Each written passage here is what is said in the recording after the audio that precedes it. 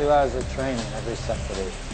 We have fire drills, forward, galley, accommodation, all over the ship. Within a space of 3 months, we'll have covered every part of the ship on a fire drill. And 95% of all fires at sea are in the engine room. Maybe down at the CO2 room. The CO2 room. You read over? Yeah, copy.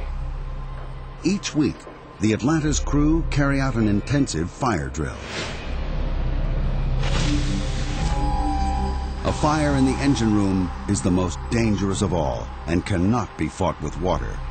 Fighting an engine room fire requires a different strategy. This room is filled with hundreds of bottles of carbon dioxide, which can be directed automatically to the engine room via a network of sprinkler systems, starving the fire of oxygen. While the fire drills have been taking place, the Atlanta has been powering her way towards Singapore, with Captain Llewellyn determined to keep her on schedule. The Atlanta's ability to maintain her top speed is thanks to her revolutionary propeller. This 85-ton, 6-bladed piece of molded alloy spinning at just 104 revolutions per minute provides enough thrust to drive her forward at 25 knots. Sitting behind that propeller is a huge rudder that plunges nearly 12 meters below the surface of the waves. It's roughly the same size as a double-decker bus. And with a surface area like that, the captain doesn't want it angled for too long. A rudder at an angle causes drag, which slows the ship down. You need to keep the rudder movements to a minimum. So I like just to keep her within 1 degree on either side, but that depends on the sea conditions. Big swells, big following sea, you can't do that. At the moment, the sea conditions are perfect for steering a straight line to Singapore. ETA, 0700 hours.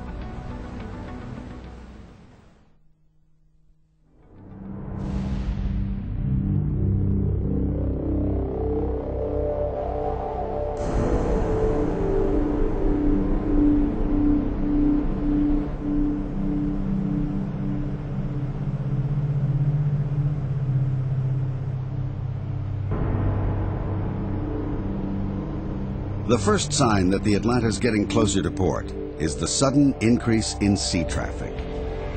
1, 2, 3, 4, 5, 6. One of the problems with being a giant is avoiding the dwarves of the ocean. For the captain, arrival at port is one of the most stressful parts of the journey. He has to be ready to react in an instant. Well, it's his job to keep out of my way, but he's not moving, you see. He's still coming across. Now he's going round. Now he's going to come across my stern. It's going to be a long day for the captain and his crew. Getting into port is just the first hurdle. It's the end of, not the end of the working day, but it's because we got cargo work straight away after. But it's the end of the problems in the Singapore Straits. So we can relax a little. Engine tested head and stern. While the captain maneuvers the Atlanta carefully closer to port, 2,500 kilometers away, another key individual is frantically working behind the scenes. Eric Lee is the ship planner. At the head office in Hong Kong, he's using the latest in sophisticated cargo planning software. He calls all the shots when it comes to loading the Atlanta's 8,000 containers, and must make sure that every piece of cargo is ready and waiting. A miscalculation could prove costly. The worst thing is the ship is sitting at the terminal, berthing at the terminal without any work. We lost a lot. Eric isn't the only one who has to get his planning right. Captain Llewellyn must get to the port on time. But before he gets there, the busy waterways are going to get even busier. It's time to call in the assistance of a local expert, the pilot. Every harbor has its own secrets. Fast currents, changing tides, shallow waters. In a tricky maneuver, the Atlanta is about to pick up the man who knows these waters like the back of his hand. Zamil Nair has been a pilot in Singapore port for over 20 years. Well, we trust him, but you've got to watch what he's doing. So it's until you're actually tied up, you can't relax. Bringing this mega ship into dock is the most dangerous maneuver of any trip. Dead slow at the moment. The chain of command is strict and involves as many as 12 key individuals. Thank you, brother.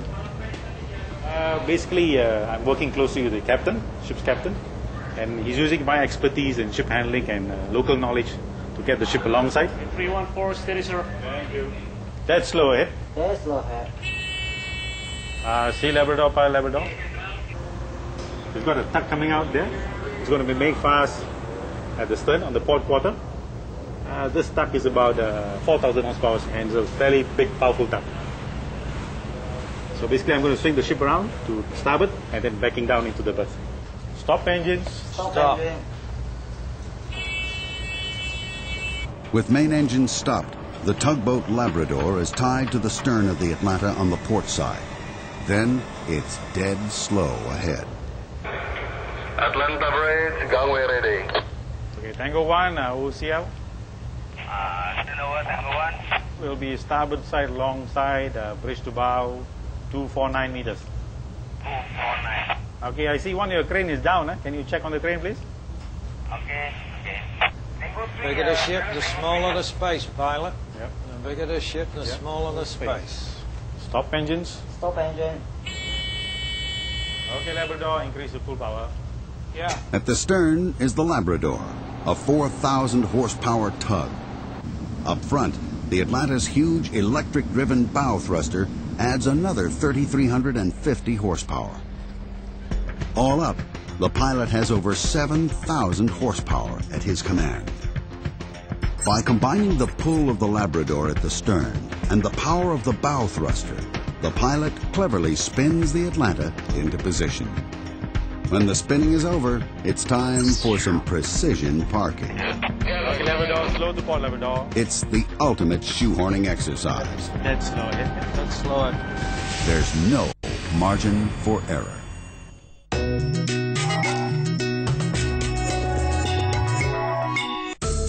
呢度舉行過5屆超級碗，一個千萬球迷嘅樂園，轟動場面勢將再現，不過係另有其事。邁阿密橙杯球場變成歷史之前，佢仲要面對最後一場苦戰。拆卸人員冇必要將球場內嘅珍貴物品逐一搶救。